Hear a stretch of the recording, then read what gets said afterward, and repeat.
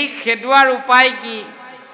আমাৰ মন বুদ্ধি চিত্ৰ অহংকাৰৰ পৰা কলিক খেদোৱাৰ উপায় কি?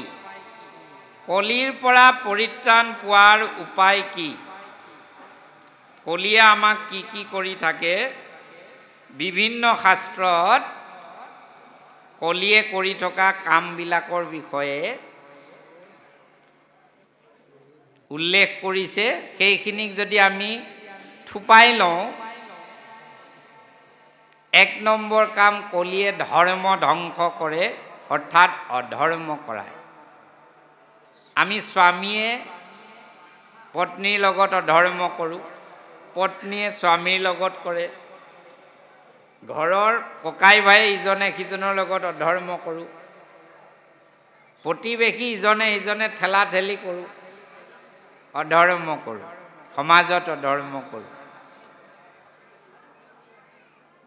মই যদি কিবা উপায়েৰে সমৰ্থবান হ'লোঁ, গাঁওখনৰ ৰাইজে মোক পঢ়াই নি এদিন ডাঙৰ বিষয়া কৰিলে, সকলোৱে পইচা দুপইচাকে দি। এইবাৰ মোৰ ক্ষমতা আহিলে গাঁৱলৈ বহাবলৈ অহা টিউবৱেলটোৰ পৰাও অকণমান মই চান কাঢ়ি খাই পেলাম। এয়া কোনে কৰায়? কলিয়ে কৰায়। কলিৰ মূল কাম অধৰ্ম কৰোৱায়, উভয় নদী কৰাই দিয়ে অধৰ্ম। প্ৰতাৰণাৰ প্ৰৱৰ্ধন কৰে, 2 নম্বৰ কাম, প্ৰতাৰণা বঢ়াই দিয়ে। সব ফালে প্ৰতাৰণা আজিকালি। স্বামীয়ে ভাইজাক প্ৰতাৰণা, ভাইজাই স্বামীক, পুত্ৰই পিতৃ মাতৃক, কলৈ গৈছিলি? মই ইয়াতে আছিলোঁ, কিন্তু ই গৈ অসৎ সংগত আছিল। সব প্ৰতাৰণা কৰোৱায়। প্ৰতাৰণাত নিপুণ কৰি পেলায়, ইমান নিপুণ হৈ যায়, একেলগে আছোঁ কিন্তু প্ৰতাৰণা আমি ধৰিব নোৱাৰা হৈ যায়। দুৰ্নীতি বৃদ্ধি কৰে, অনীতিকে নীতি বুলি ভাবিবলৈ বাধ্য কৰে। আপোনালোকে ব্যাখ্যা নকৰিলেও হ'ব, চাৰিওফাললৈ চকু কাণ মেলি দিয়ক। অনীতিকে নীতি কৰাই দিয়ে, কলিৰ 3 নম্বৰ কাম। নৈতিক অধঃপতন ঘটোৱায়। যি নীতি আছিল আমাৰ ঘৰবিলাকত, আজিকালি ল'ৰাই টিলিকি মাৰি অঁতৰাই দিয়ে। কলি যুগ, এইবোৰ কৰিব নোৱাৰোঁ।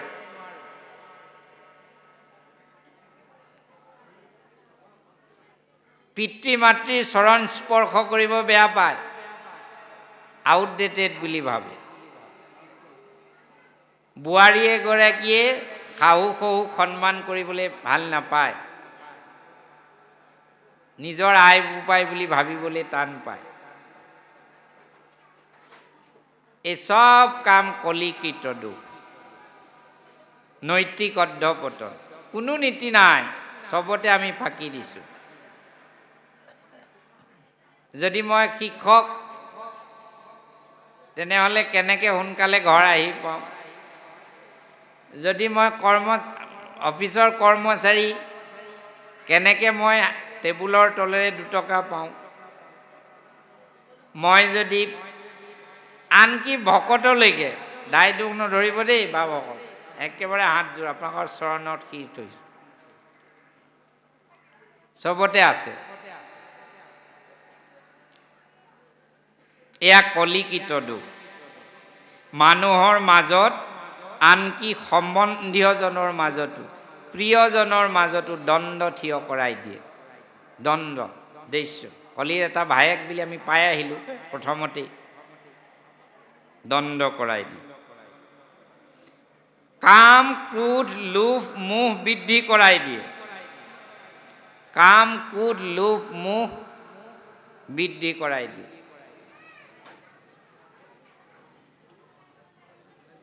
মোহ বৃদ্ধি কৰাই দিয়ে, লোভ বৃদ্ধি কৰাই দিয়ে।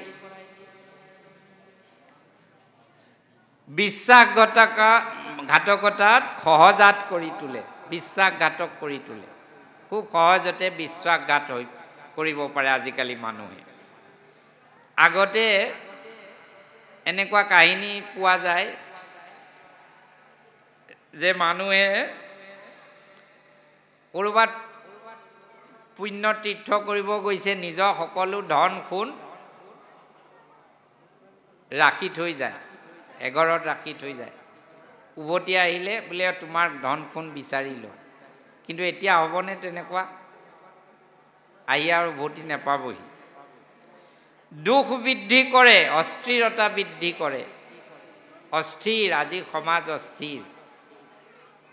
আজিৰ সমাজ অস্থিৰ। মই এজন শিক্ষক, আজি দুখেৰে ক'ব লগা হৈছে, মোৰ জীৱন শিক্ষকতাৰ জীৱন কালতেই ইমান অস্থিৰ ছাত্ৰ সমাজ হৈ পৰা দেখিছোঁ যে ভাবিবলৈকে ভয় লাগে। অস্থিৰ, স্থিৰতা নাই। 45 মিনিট 40 মিনিট এটা শ্ৰেণীত একান্তভাৱে বহি পাঠ গ্ৰহণ কৰিব নোৱাৰে। অল্প আয়ু, অল্প আয়ুটো হয়ে আজিকালি। অল্প আয়ু কলিকৃত দুখ, সেইটো সহজতেই মানুহৰ মৃত্যু হৈ যায়। মলিনতা, মলিনতা দেহৰ, মনৰ, বাক্যৰ। মুখখন আছে কাৰণে আমি টানতকৈও টান কথা কৈ দিবলৈ কোনো কেয়াৰেই নকৰোঁ। যি আহে তাকে কৈ দিব পাৰোঁ, যি আহে তাকে। বাক্যৰ মলিনতা, মনৰ মলিনতা। আমি আজি খোলাকে আনন্দ উপভোগ কৰিব নোৱাৰোঁ। গাঁওখনৰ এঘৰলৈ যদি এখন নতুন বাহন আহে, আনন্দৰ বিষয় হ'ব লাগে। গাঁওখনৰ এটা সম্পদ বাঢ়িছে, কেতিয়াবা বিপদত পৰিলে আমিও যাম, পাম সহায়। তাৰ পৰিৱৰ্তে আমি কি বুলি কওঁ, নেজ দীঘল হৈছে নিজৰ, নিজে পাৰি বহিব, আমিনো কি দৰকাৰ যাব, এনেকুৱা ভাৱ হৈ যায়। মলিনতা, এইটো মনৰ মলিনতা। দেহৰ মলিনতা, অপবিত্ৰতা আজিকালি বাঢ়ি গৈছে। অপবিত্ৰতা, এই আটাইবিলাক কলিকৃত দুখ আমাৰ সমাজত আজি চলি আছে। সেইটোকে দ্বাদশ স্কন্ধ ভাগৱতে আমাক সকীয়াই দিছে। কলিৰ বাসস্থান হিচাপে পৰীক্ষিতে চুক্তি কৰি দিছিল ক'ত ক'ত থাকিব। 5টা স্থান দিছিল। জুৱা অৰ্থাৎ পাশা খেল কৰা স্থান আৰু ব্যক্তি, মদ পান কৰা স্থান আৰু ব্যক্তি, স্ত্ৰী সংসৰ্গৰ স্থান আৰু সদায় কেৱল স্ত্ৰী আলাপন কৰি থকা ব্যক্তি, তেওঁৰ দেহত কলি থাকে। জীৱ হত্যা বা হিংসাৰ অনুকূল স্থানবিলাক, স্বৰ্ণ আদি সম্পত্তিৰ অহংকাৰ। বাপসকল, আপোনালোকে এতিয়া মনটো চকুকেইটা মুদি এই 5টা বস্তু আপোনালোকৰ ঘৰত, 5টা স্থান বা এই 5জন ব্যক্তি, জুৱা খেলাৰ স্থান আৰু জুৱা খেলা লোক দুয়োৰে গাত কলি থাকে। আমাৰ গাঁৱৰ পৰা আমি হাইস্কুলত থাকোঁতে এটা ঘটনা দেখিছিলোঁ। সেই সময়ত গৰু খেতিৰ বাবে আৰু প্ৰত্যেকৰে ঘৰে ঘৰে গৰু। ককায়েকে ONGC চাকৰি কৰে, ভায়েকৰ একো নাই, খেতিখিনিকে কৰ বুলি 60,000 টকা তেতিয়াৰ দিনতে দিছিল গৰু এহাল আনিব, 30,000 টকা। ৰাজমাই বজাৰলৈ গ'ল, গৈ পিনাই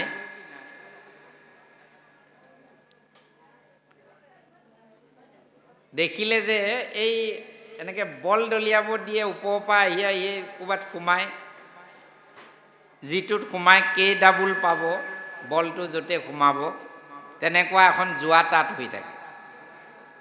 ই গৰু চাই ভাবিলে 30,000 আছে, যদি 5,000 আৰু পাই লওঁ সুবিধাই দেখোন হ'ব। প্ৰথমে হেনো লগাই দিলে। তাৰ নামটো নাৰায়ণ, নাম যে এইজনৰ নাম নাৰায়ণ। লগাই দিলে, প্ৰথমে হেনো 20,000 নে কিমান পাই গ'ল, অলপ অলপ পালে।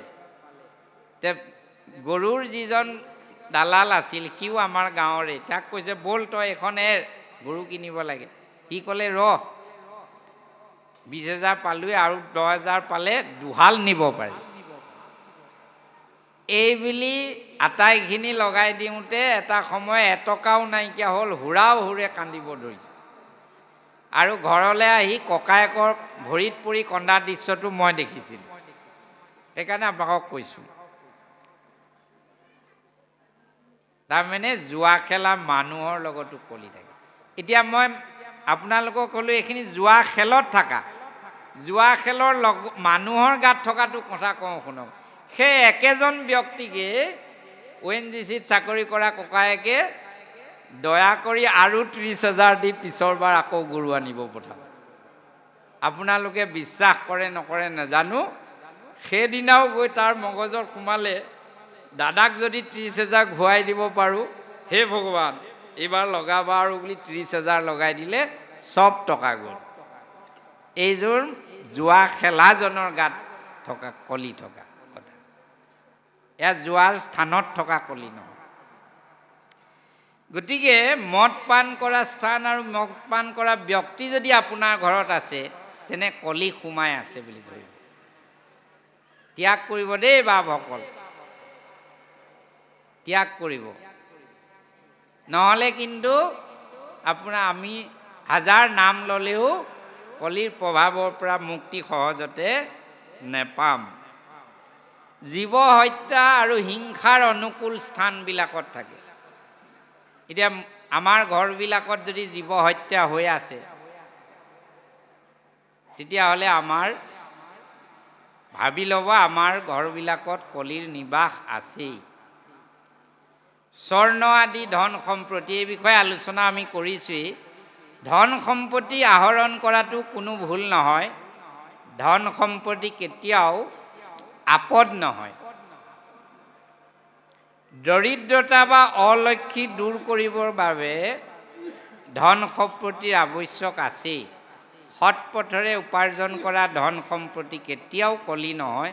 হোৱা হ'লে ৱাৰেন বাফেট, ৰতন টাটা এই সকলো কলিৰ প্ৰভাৱতে পৰিলেহেঁতেন। আচলতে সেই ধন সম্পদৰ আমাৰ অহংকাৰ কিমান হৈছে। ৰতন টাটা আপোনালোকে দেখিছিল, এটা অতি সাধাৰণ জীৱন কটাইছিল, কিন্তু লক্ষ লক্ষ টকা দুখী দৰিদ্ৰ চেৰিটেবল ট্ৰাষ্টত দান দিছিল। ধন কেনে পথেৰে আহৰণ কৰিছোঁ সম্পদ, 1 নম্বৰ বিচাৰ্য সেইটোহে, তাত কলি আহিছে নেকি। দুৰ্নীতি, কাৰণ দুৰ্নীতি হৈছে কলিৰ ভায়েক। আৰু সেই সম্পদত মোৰ অহংকাৰ বাঢ়িছে নেকি। 3 নম্বৰ কথাটো যে সেই সম্পদৰ ব্যৱহাৰ মই কেনেকৈ কৰিছোঁ। শ্যামন্ত মণিটোৱে বৰ্ণনা দিওঁতে তাতে লিখাই আছে, আপোনালোকে পাইছে, নাহিকে দুৰ্ভিক্ষ মাৰি মৰক, একো উপসৰ্গ কি আছে নোপোজে তই, নাহিকে ব্যাধি ব্যাঘ্ৰ সৰ্প ভয়। সেইটো মণি পিন্ধি যাওঁতে আকৌ বাঘে মাৰিলে, সিংহই মাৰিলে, সিংহটোক আকৌ জাবৱন্তই মাৰিলে। সেইটো মণি নিয়ে ইমান অথন্তৰ হ'ল, কৃষ্ণই 18 দিন যুদ্ধ কৰিব লগা হ'ল। কি কাৰণে? তাৰ গুণ সেইদিনাই নিষ্প্ৰভ হ'ল, যিদিনা তাৰ গৰাকীৰ সেই মণিৰ প্ৰতি অহংকাৰ আহিল। কৃষ্ণই বিচাৰিছিল নিজে বোলে তোমাৰ বহুত হৈ গ'ল, এইটো ৰাজভঁৰালত জমা দিয়া, জগতৰ কল্যাণ হ'ব লাগে ইয়াৰ পৰা। নিদিলে, মই মোৰ ভাৱত থাকিল অহংকাৰ। সেইদিনাই আচলতে মণিৰ গুণ লোপ পালে। আমাৰ উপাৰ্জিত ধন সম্পদো যেতিয়ালৈকে আমি ভগৱন্তক অৰ্পণ নকৰিম তেতিয়া সি আপদ কঢ়িয়াই আনিব। ভগৱন্তে দিবও, ভগৱন্তই নিও থাকিব, ডাক্তৰ হৈ নিব, গাড়ীৰ মেকানিক হৈ নিব, LIC মানে পলিচি হৈ নিব, কি হৈ পায় নি থাকিব। ভোগ আমাৰ নহয়। সম্পদ ভগৱন্তত অৰ্পণ কৰি, শাস্ত্ৰত, এই ভাগৱত শাস্ত্ৰতে আছে, আপোনালোকে পাব অধ্যয়ন কৰিলে, যে সৎ পথে উপাৰ্জিত ধন কি উপাৰে ভাগ কৰিব লাগে। 5 ভাগ কৰিব কৈছে। এভাগ নিজৰ ভৱিষ্যতৰ বাবে, এভাগ পৰিয়াল পোষণৰ বাবে, এভাগ সন্তান আদিৰ ভৱিষ্যত বিবাহ আদিৰ কাৰণে, এভাগ দুখী দৰিদ্ৰৰ কাৰণে, আৰু এভাগ জগতৰ কল্যাণৰ কাৰণে ভগৱন্তৰ কাৰ্যৰ বাবে ভাগ কৰি ব্যৱহাৰ কৰিবলৈ আমাক শাস্ত্ৰই কৈছে। কিন্তু বাপসকল, দুখৰ বিষয়, সম্পদৰ ব্যৱহাৰটো আমি ভালকৈ নাজানো। মই এটা সৰু উদাহৰণে এই কথাটো এৰিব বিচাৰিছোঁ আৰু নকওঁ আৰু। ল'ৰা ছোৱালীৰ বিয়া পাতে,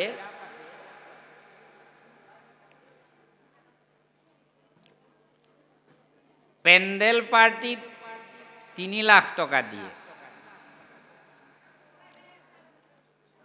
খাদ্যৰ কেটাৰিং পাৰ্টি বোলে একেবাৰে কোনেও নোখোৱা খানা খুৱাব লাগিব। ইয়াত মাছ মাংস পনীৰ চব থাকিব লাগিব, 2.5 লাখ খৰচ কৰে। নতুন বোৱাৰীৰ বাবে কাপোৰ কিনে 7-8 লাখ টকা, অলংকাৰৰ কথা নকলোঁ। কিন্তু সেই বিয়াখনত নাম গাবলৈ যিকেইজন ভকতক আমি নিমন্ত্ৰণ কৰোঁ, AC ধুতি এখন আহিবৰ সময়ত আৰু পইচা 50 টকাত লৈ ইমানকৈ দিব লাগেনে বুলি কওঁ। AC ধুতিটো বুজি পাইছে নাই আকৌ আপোনালোকে? AC ধুতি মানে তাৰ মাজেৰে সুন্দৰকৈ বায়ু অহা যোৱা কৰি থাকিব পাৰে। ইচ্ছা কৰিলে আপোনালোকে সেইখন ধুতি নদীত মাছ আহিলে জালুকনীও বাব পাৰে। আপোনালোকে মোৰ কথাকেইটা আনন্দ পাইছে যদিও ভাবি চাওক হয়নে নহয়। পুৰোহিতজনক বস্ত্ৰ এখন দিব ক'লে,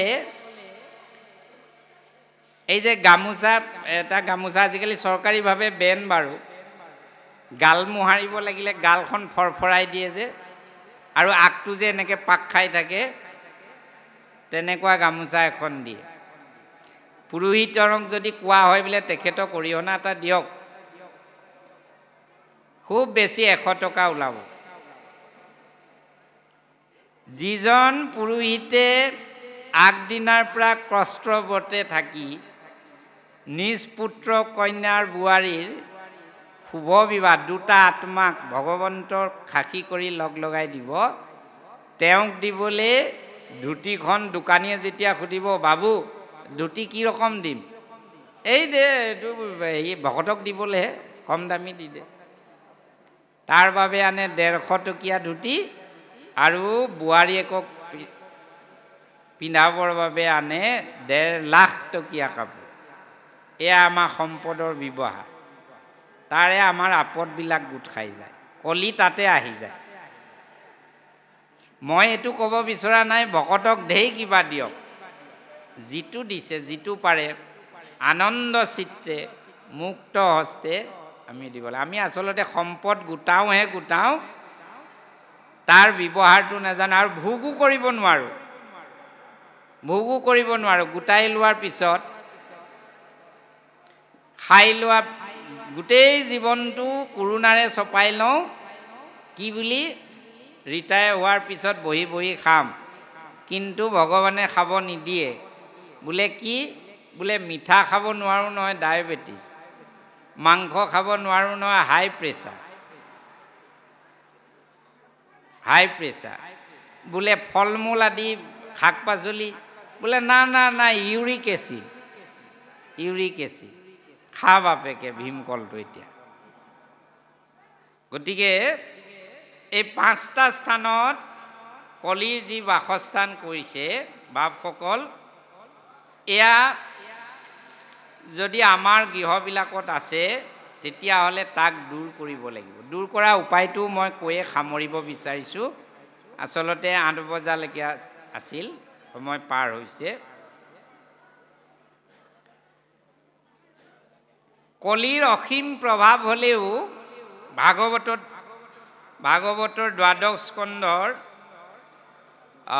4ৰ্থ অধ্যায়ৰ 40 নম্বৰ শ্লোকত এটা কথা কৈছে যে কলিৰ অসীম প্ৰভাৱ হ'ব পাৰে, দুখৰ সাগৰ কলি হ'ব পাৰে, কিন্তু 4জন ব্যক্তিক কলিয়ে প্ৰভাৱ খটুৱাব নোৱাৰে। এই 4জনৰ ব্যক্তি কোন কোন? যি ব্যক্তি ধাৰ্মিক, যি ধৰ্ম আচৰণ কৰে, কোনো কাৰণতে ধৰ্ম ত্যাগ নকৰে। পিছে বাপসকল, ধৰ্ম মানে আকৌ মই সদায় নাম গোৱা, সদায় পূজা পাঠ কৰা এইটোক ধাৰ্মিক বুলি ভাগৱতে কোৱা নাই। ধৰ্মৰ 32 লক্ষণ আছে। সেই 32 লক্ষণ যাৰ দেহত আছে, মই এতিয়া সব নকওঁ, মাত্ৰ এটা কওঁ, একেবাৰে প্ৰথমটোকে কওঁ। ধৰ্মৰ প্ৰথম লক্ষণটো হৈছে সত্য। এতিয়া সত্য আমাৰ কাৰ লগত প্ৰতিনিয়ত থাকে নিজে ভাবি ল'লে হ'ব। বাকী 31টা কথা মই নকলোৱেই। এই 32 লক্ষণ যাৰ আছে সিহে ধাৰ্মিক। পুৱা গধূলি বোলে সদায় ঈশ্বৰ সেৱা কৰি আছে, কিন্তু ধৰ্মৰ 32 লক্ষণ নাই। এটা লক্ষণে কোনো সত্যই নাই বোলে তেওঁ গাত, পটককৈ মিছা মাতি দিব পাৰে, তেতিয়াহ'লে তেওঁ ধাৰ্মিক হ'ব নোৱাৰে। যি ব্যক্তি সত্যবাদী, যি কেৱল সত্য আচৰণ কৰে, ৰাজা হৰিশ্চন্দ্ৰক কলিয়ে বলে নোৱাৰি, সত্যত আচৰণ, কাৰণ সত্য ঈশ্বৰ।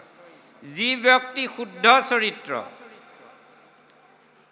যাৰ চৰিত্ৰ শুদ্ধ আছে, আৰু যি ব্যক্তি পুণ্যৱান, যাৰ অক্ষয় পুণ্য পূৰ্বজন্মত হওক, এই জন্মৰ কৰ্মৰ বাবে হওক, যাৰ অক্ষয় পুণ্য আছে, কলিয়ে সেই ব্যক্তিক প্ৰভাৱ খটুৱাব নোৱাৰে বুলি 12 স্কন্ধৰ মূল ভাগৱতৰ 4ৰ্থ অধ্যায়ৰ 40 নম্বৰ পুটটোত উল্লেখ কৰি থৈছে।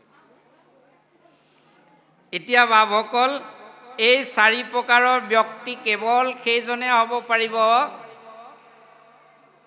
যাৰ জ্ঞান হ'ব, জ্ঞান থাকিব, যাৰ বৈৰাগ্য থাকিব, যাৰ ভক্তি থাকিব। সামৰিব লৈছোঁ, যাৰ ভক্তি থাকিব। আৰু জ্ঞান, বৈৰাগ্য, ভক্তি পোৱাৰ উপায়টো হৈছে ভাগৱত শাস্ত্ৰ। এই শাস্ত্ৰখনত এই 3টা বস্তুৱে আছে। আৰু এই শাস্ত্ৰখনত থকা 18,000 শ্লোকৰ কথা মই প্ৰথমতেই কৈছিলোঁ, একদম প্ৰথমতে কৈছিলোঁ যে 18,000 শ্লোকৰ অৰ্থ এটাই প্ৰতিপাদন কৰিছে। ভাগৱত শাস্ত্ৰ আছে শ্লোক 18,000, সমস্তৰে মুখ্য মাত্ৰ হৰিনাম সাৰ। যি হৰিনাম লৈছে, যি হৰিনামক আশ্ৰয় কৰিছে, সেইজনেই জ্ঞান, বৈৰাগ্য আৰু ভক্তিৰ লাভৰ অধিকাৰী হ'ব পাৰে। বাপসকল, বিভিন্ন শাস্ত্ৰত, গীতা, ভাগৱত, আপোনালোকে কলিৰ প্ৰভাৱৰ কথা ক'বলৈকে মোক মাতিছিল। কলিৰ ইমান ভয়াৱহ কথাখিনি ক'লোঁ, শেষত সামৰিব বিচাৰিছোঁ।